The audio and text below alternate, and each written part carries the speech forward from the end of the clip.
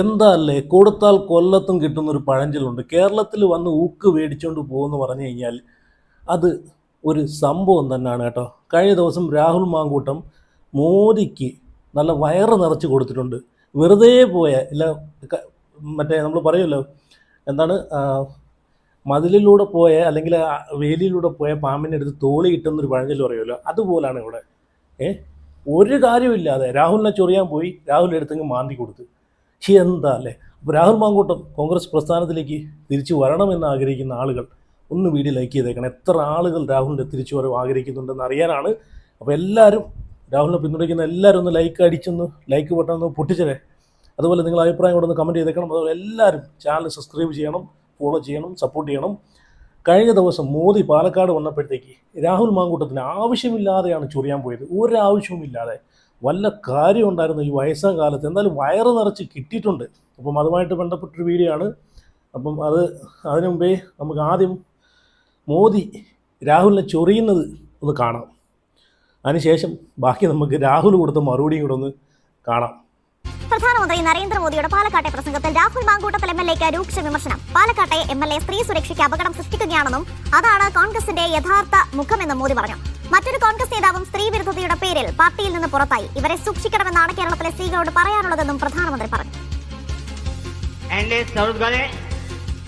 NDA ने अपने संकल्प की वजह से एक साधारण परिवार की बेटी को देश के सर्वोच्च पद तक पहुंचाया।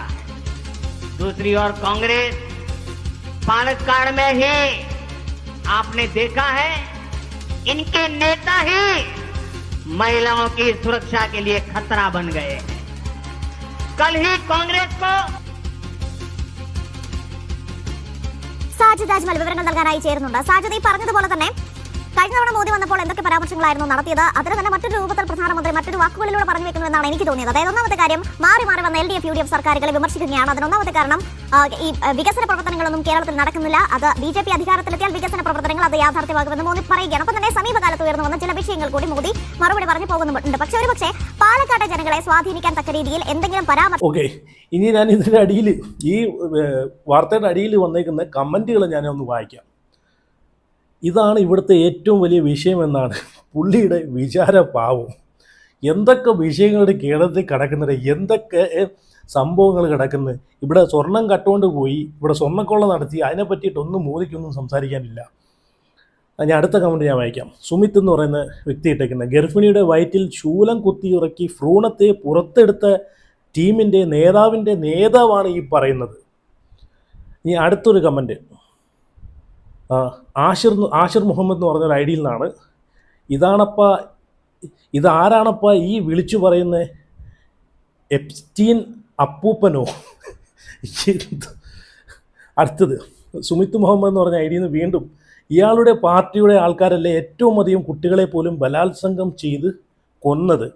അടുത്ത കമൻറ്റ്, രാജൻ നായർ എന്ന് പറഞ്ഞ ഐഡിയിൽ നിന്ന്, അവനവൻ്റെ ഒരു മുറം മറച്ചു വെച്ചു ആരാൻ്റെ അരമുറം പറയരുത് എന്ന ഒരു മലയാള ചെല്ലാണ് എനിക്ക് ഓർമ്മ വരുന്നതെന്ന്. അടുത്തൊരു comment, this is my channel എന്ന് പറഞ്ഞിട്ടുള്ളൊരു ഐഡിയ എന്ന് വന്നിരിക്കുന്നത്. അപ്പോൾ ചുരുക്കത്തിൽ പറഞ്ഞാൽ രാഹുൽ മാങ്കൂട്ടത്തിൽ ഫേമസ് ആയി. പിന്നെ ഫേമസ് ആവാതെ എവിടെ പോകാനാ? വേൾഡ് ഫേമസ് ആയെന്ന് വേണമെങ്കിൽ തന്നെ പറയാം അല്ലേ. അടുത്ത കമൻറ്റ്, പാലക്കാട് ജില്ലാ സെക്രട്ടറി കൃഷ്ണകുമാറിനെതിരെ ഉണ്ടല്ലോ കുറേ പീഡിയ കേസുകൾ, അതും കൂടി പറയൂ മോദിജി. അത് ഷാഫി ഷാമോൻ എന്ന് പറഞ്ഞ ഐഡിയിൽ നിന്ന് ഇട്ടേക്കുന്ന കമൻറ്റാണ്. അടുത്തൊരു കമൻറ്റ്, ഒരുപാട് കമൻറ്റുകൾ. ഉത്തർപ്രദേശിലെ വാരണാസിയിലെ ബനാറസ് ഹിന്ദു യൂണിവേഴ്സിറ്റിയിലെ കൂട്ടബലാത്സംഗ കേസിലെ പ്രതികൾ പ്രധാനമന്ത്രിയുടെ സ്വന്തം ഓഫീസിലെ 3 പ്രവർത്തകർ ആയിരുന്നു എന്ന സത്യം മോദി എന്തുകൊണ്ട് മറച്ചു വെക്കുന്നു എന്നാണ് ജോസഫ് വർഗീസ് ചോദിക്കുന്ന ചോദ്യം. അടുത്തൊരു കമൻറ്റ് കൂടെ ഞാൻ വായിക്കാം. അത് കഴിഞ്ഞിട്ട് രാഹുൽ മാങ്കൂട്ടം കൊടുത്ത മറുപടി, പുള്ളിക്ക് വയറ് ഇറച്ചങ്ങോട്ട് കൊടുത്തിട്ടുണ്ട്, അതും കൂടെ ഞാനിവിടെ വയ്ക്കാം. അതിനുശേഷം രാഹുൽ ഈശ്വറും പ്രതികരിച്ചിട്ടുണ്ട് ഇതിനെതിരെ. അപ്പം അടുത്ത കമൻറ്റ് എന്ന് വെച്ച് കഴിഞ്ഞാൽ, കോടിക്കണക്കിന് മനുഷ്യർക്ക് എന്തെങ്കിലും കൊടുക്കുന്നതിന് പകരം പറയുന്ന വാക്കുകൾക്ക് പുല്ലുമില്ല. സ്വാമി എന്തൊക്കെയോ പറയുന്നത് കേട്ട് നോക്ക്, മോദിജിയുടെ പേര് പറഞ്ഞു തന്നെയാണ് പറയുന്നത്. അടുത്തൊരു കമൻറ്റ് കൂടെ വായിക്കാം. രാഹുൽ മാങ്കൂട്ടത്തിനെ വിമർശിക്കാൻ എന്ത് യോഗ്യതയാണുള്ളത്? മോദിയുടെ മന്ത്രിസഭയിൽ ഒരു ബലാത്സംഗം ചെയ്ത വ്യക്തി ഇന്ന് മന്ത്രിയാണ്. അതിനൊരു കുഴപ്പവുമില്ല മോദിക്ക്. എന്തുവാടെ എന്തൊക്കെ വിഷയങ്ങൾ കേരളത്തിൽ കിടക്കണം. അല്ലേ തന്നെ അവനവൻ്റെ കാലിലെ മന്ത് മറച്ചു വെച്ചിട്ട് മറ്റുള്ളവൻ്റെ കാലിലെ മന്തിനെ ചൂണ്ടിക്കാണിക്കുക എന്ന് പറഞ്ഞൊരു പഴഞ്ചൊല്ലുണ്ടല്ലോ, അതാണ് ഇവിടെ കണ്ടത്. സ്വന്തം പ്രസ്ഥാനത്തും സ്വന്തം പാർട്ടിയിൽ എത്രയോ ആളുകൾ അതും ഇതും കാണിച്ച് കിടക്കുന്നുണ്ട്. അവരെയൊക്കെ എപ്പോഴും പിടിച്ച് ഒക്കത്ത് വെച്ചുകൊണ്ട് കിടക്കുന്നത്. അപ്പോൾ അതിനൊന്നും ഒരു കുഴപ്പമില്ല അല്ലേ? അപ്പോൾ എന്തായാലും രാഹുൽ ഇതിനൊക്കെ ചുട്ട മറുപടിയാണ് കൊടുക്കുന്നത്, വയറ് നിറച്ച്. അതാണ് ഞാൻ പറയുന്നത്, കേരളത്തിൽ വന്ന് ഊക്ക് മേടിച്ചുകൊണ്ട് പോകണമെങ്കിൽ അതിനൊരു കഴിവ് തന്നെ വേണം. അപ്പോൾ ആരും വീഡിയോ ലൈക്ക് ചെയ്യാൻ മറക്കല്ലേ. എല്ലാവരും വീഡിയോ ലൈക്ക് ചെയ്തേക്കണം. അതുപോലെ ചാനലും കൂടെ എല്ലാവരും സബ്സ്ക്രൈബ് ചെയ്ത് സപ്പോർട്ട് ചെയ്ത് ഫോളോ ചെയ്ത് വെക്കുക. അപ്പം രാഹുൽ അതിന് കൊടുത്ത മറുപടി, മിസ്റ്റർ പ്രൈം മിനിസ്റ്റർ, മോദിയുടെ ഒരു ഫോട്ടോയ്ക്ക് വെച്ചിട്ടാണ് പുള്ളി മറുപടി കൊടുത്തേക്കുന്നത്. മിസ്റ്റർ പ്രൈം മിനിസ്റ്റർ, പാലക്കാട് വന്ന് താങ്കൾ വല്ലാതെ വാചാലനായല്ലോ സ്ത്രീ സുരക്ഷയെ പറ്റിയൊക്കെ. സ്ത്രീ സുരക്ഷ എന്ന വാക്ക് ഉച്ചരിക്കാൻ എങ്കിലും നിങ്ങൾക്ക് അവകാശമുണ്ടോ? സ്ത്രീ സുരക്ഷ എന്ന വാക്കിനെ പറ്റിയിട്ട് സംസാരിക്കാൻ നിങ്ങൾക്ക് എന്തെങ്കിലും അവകാശമുണ്ടോ എന്നാണ് രാഹുൽ ചോദിക്കുന്നത്. ഇന്ത്യ എന്ന നമ്മുടെ രാജ്യത്തിൻ്റെ യശസ് വാനോളം ഉയർത്തിയ വിനേഷ് ഫോഗട്ടും സാക്ഷി മാലിക്കും ബജ്രംഗ് പുനിയയും അവർക്ക് നേരിടേണ്ടി വന്ന അതിക്രമത്തെപ്പറ്റി ഉന്നയിച്ചപ്പോൾ ഈ രാജ്യം തലകുനിച്ച് നിന്ന് നാളുകൾ അങ്ങ് മറന്നാലും ഇന്ത്യ മറക്കില്ല. അന്നവർ ആരോപണം ഉന്നയിച്ച അങ്ങയുടെ സുഹൃത്ത് ബ്രിജ് ഭൂഷണെ ചേർത്ത് പിടിച്ച് സംരക്ഷിച്ച ആളല്ലേ നിങ്ങൾ? ആ നിങ്ങളാണോ ധാർമ്മികതയെപ്പറ്റി പ്രസംഗിക്കുന്നത്? ചോദ്യചിഹ്നം. കർണാടകയിലെ അങ്ങയുടെ വിശ്വസ്തൻ യെദൂരിയപ്പയെ കണ്ണിലെ കൃഷ്ണമണി പോലെ സംരക്ഷിച്ചത് താങ്കളല്ലേ? എന്നിട്ട് ഇന്ന് പറയാൻ നാണമില്ലേ എന്നാണ് രാഹുൽ ചോദിക്കുന്നത്. അതും പോട്ടെ, അങ്ങ് ഇതൊക്കെ വന്നു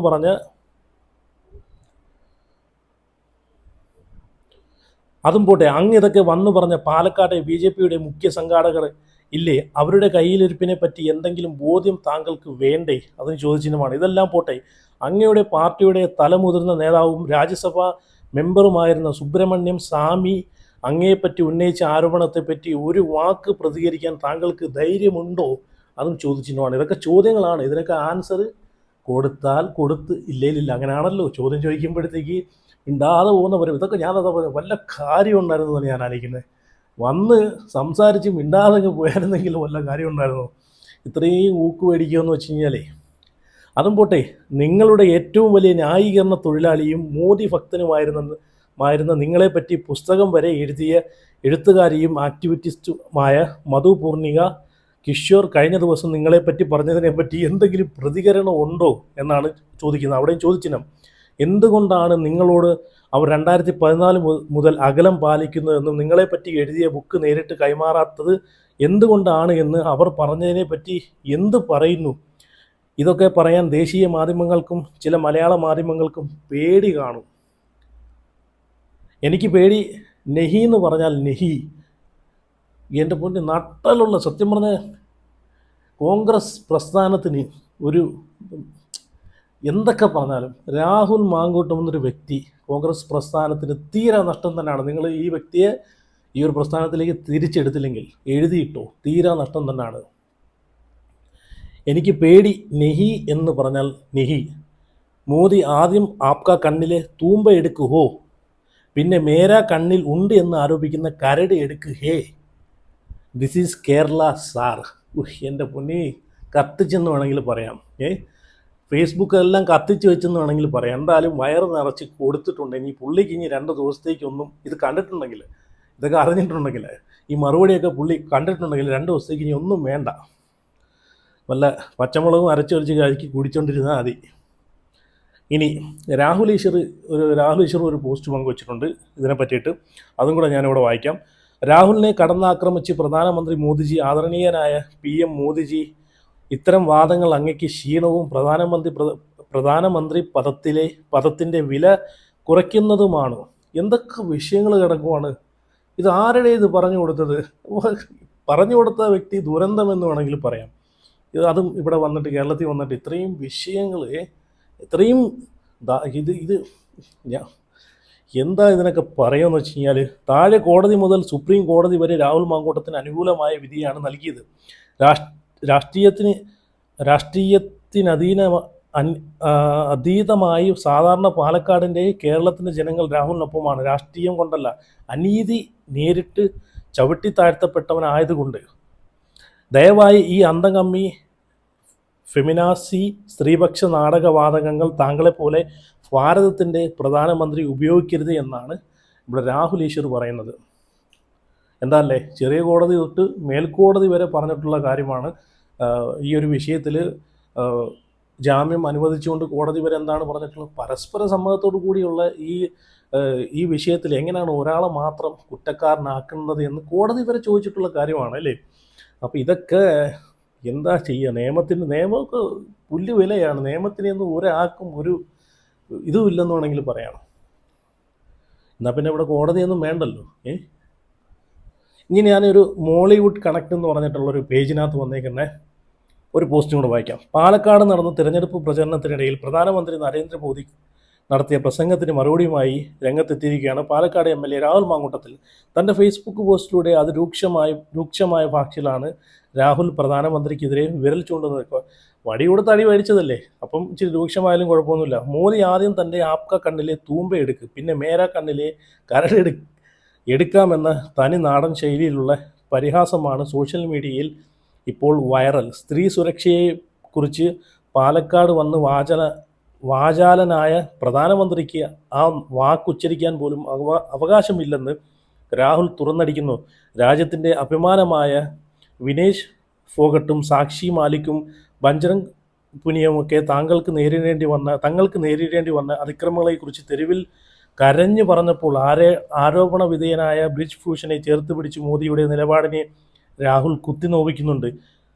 ഇന്ത്യ ആ നാളുകൾ മറക്കില്ലെന്നും ഇത്തരം കാര്യങ്ങൾ മറച്ചുവെച്ച് ധാർമ്മികത പ്രസംഗിക്കാൻ എങ്ങനെ സാധിക്കുന്നുവെന്നുമാണ് MLAയുടെ ചോദ്യം. ഇതൊക്കെ ഉത്തരം മുട്ടിപ്പോകുന്ന ചോദ്യങ്ങളാണ്.